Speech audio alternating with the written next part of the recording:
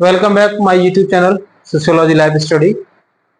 और आज की क्लास का जो टॉपिक है वो बीए फोर्थ सेमेस्टर के विद्यार्थियों के लिए है, जिनका प्रोजेक्ट है। और वो प्रोजेक्ट आप कैसे बनाना है आपके लिए, आपने देखा होगा कॉलेज ने एक नोटिस आपको डाला हुआ है ग्रुप में। उसमें कई सारे टॉपिक्स आपको दिए गए हैं।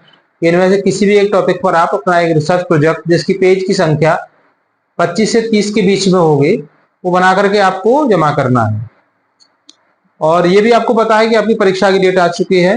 जैसे आपके एग्जाम कंप्लीट होंगे उसके जस्ट बाद आपकी ये प्रैक्टिकल की जो परीक्षा है वो प्रारंभ हो जाएंगी। तो उसमें जो टॉपिक आपको दिए गए हैं उसमें से पहला जो टॉपिक है प्रधानमंत्री उज्ज्वला योजना, उसी के बारे में आपको बताएंगे। और जो विद्यार्थी प्रधानमंत्री उज्ज्वला योजना पर अपना टॉपिक, जिस टॉपिक पर अपना प्रोजेक्ट बना करके जमा करना चाहते हैं तो वो कैसे बनाएंगे, आज की क्लास में इसी पर हम डिटेल से बात करने वाले हैं। प्रिय विद्यार्थियों, आप ध्यान से समझ लीजिए। जैसा मैंने आपको पिछली क्लासों में भी आपको बताया है कि जो आपकी प्रोजेक्ट फाइल होती है वो बहुत ज्यादा महत्वपूर्ण है, क्योंकि आपके नंबर तब तक अच्छे नहीं मिलेंगे जब तक कि आपकी वो फाइल अच्छी से बनी हुई नहीं होगी। उसमें कोई भी जल्दबाजी ना करें, बिल्कुल तसल्ली से आप उस फाइल को बनाएं और अच्छे तरीके से बनाएं।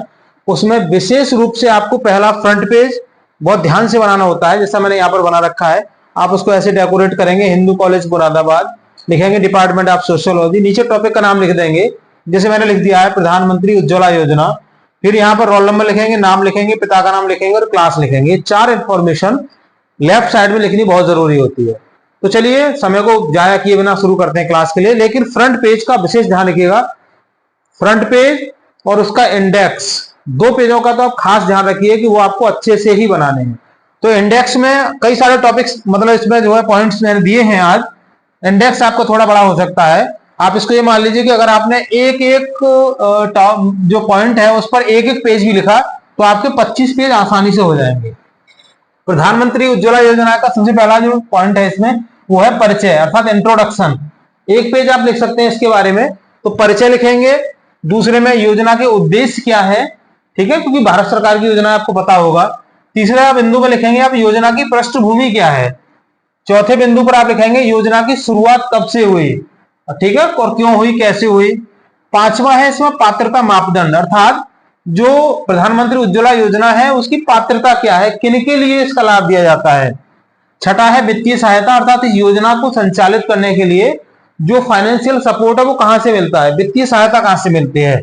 7 नंबर में आप बताएंगे इसमें योजना का कार्यान्वयन किस तरीके से किया जाता है। और 8वां नंबर है इसमें सफलता की कहानियां, अर्थात आपको इसमें केस स्टडी करनी है, थोड़ी सी देखना है कि जिन महिलाओं को सरकार ने प्रधानमंत्री जो उज्ज्वला योजना है उसके अंतर्गत जो कनेक्शन दिए हैं निःशुल्क, आपको पता होगा गैस के कनेक्शन निःशुल्क वितरित किए गए थे, तो उसमें सफलता की कहानी में आप लिख सकते हैं किस किस महिला को इसका लाभ मिला, उनको क्या क्या इसका फायदा हुआ। नंबर 9 पे लिखेंगे स्वास्थ्य पर प्रभाव, इसका क्या प्रभाव पड़ा। आपको पता होगा कि पहले जो लकड़ी होती है उस पे खाना बनता था, गोबर के उपले होते थे उस पर खाना बनता था, धुआं होता था, महिलाओं की आंखें खराब हो जाती थी। तो जब से ये जो योजना आई है उसका कितना पॉजिटिव प्रभाव जो है महिलाओं के स्वास्थ्य पर पड़ा है। 10वां पर्यावरणीय प्रभाव, इस योजना के आने से एनवायरमेंट कितना आपका सेफ हुआ है। भाई लकड़ी आप इस्तेमाल करते थे, ओबियसली आप पेड़ काटते थे, इस योजना के आने से क्या है कि पेड़ों का कटान भी रुका है। 11 नंबर है इसमें जिसका जो है चुनौतियां, इस योजना में क्या क्या चैलेंजेस क्या क्या है।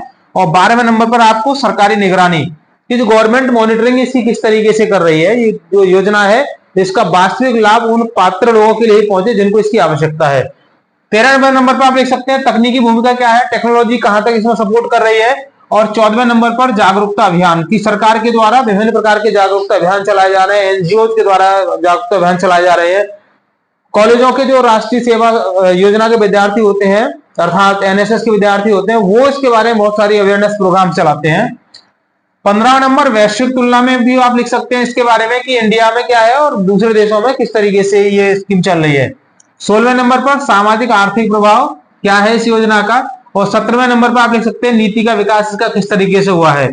18वें नंबर पर आप बता सकते हैं बजट का आवंटन किस तरीके से होता है, सरकार कितना % बजट जो है इसके लिए आवंटित करती है। और 19वें नंबर पर लिख सकते हैं नागरिक समाज की भूमिका क्या है इसमें, अर्थात जो सिविलियंस हैं, जनरल सिविलियंस हैं, उनका क्या रोल है। 20वें नंबर पर व्यक्तिगत अध्ययन अर्थात केस स्टडी के बारे में आप बता सकते हैं। अगर आपने पार्टिकुलर किसी एरिया की केस स्टडी आपने की है, आपके साथी ने किया है, किसी और संस्था ने की है, जैसे बिहार में क्या इसका प्रभाव रहा, उत्तर प्रदेश में क्या रहा, राजस्थान में क्या रहा, छत्तीसगढ़ में क्या रहा, उत्तर प्रदेश में भी वेस्ट में क्या था, ईस्ट में क्या है, पार्टिकुलर मुरादाबाद के जिले में क्या है, तो आप इसमें ना केस स्टडी के बारे में आप लिख सकते हैं।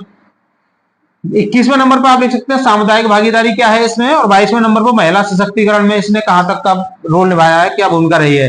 23वें नंबर पर आपको लिखना है प्रतिक्रिया और समीक्षाएं क्या है इसके बारे में, लोग क्या सोचते हैं, लोगों की क्या प्रतिक्रिया इसके बारे में आ रही है, महिलाएं इसके बारे में क्या प्रतिक्रिया दे रही है और उसकी समीक्षा क्या है। 24वें नंबर पर भविष्य की रणनीति अर्थात सरकार क्या चाहती है इसके बारे में, आगे क्या होगा, इसमें क्या और सुधार किए जा सकते हैं।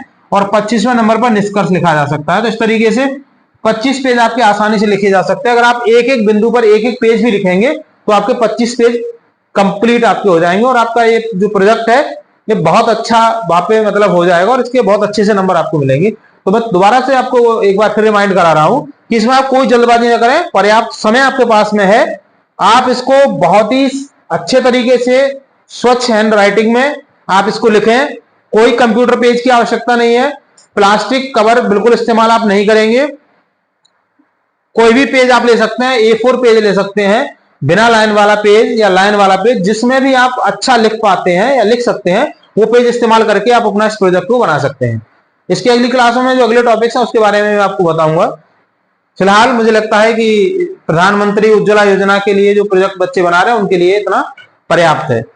तो चलिए, अगर आप चैनल पर नए हैं तो उसको सब्सक्राइब जरूर कर लीजिएगा, वीडियो पसंद आए लाइक शेयर जरूर कीजिएगा, ठीक है ना। उन विद्यार्थियों को जरूर कीजिए जो हमारे कॉलेज से बाहर के विद्यार्थी हैं और जिनको खास जरूरत है। मिलते हैं अगली क्लास में, तब तक के लिए थैंक यू, जय हिंद।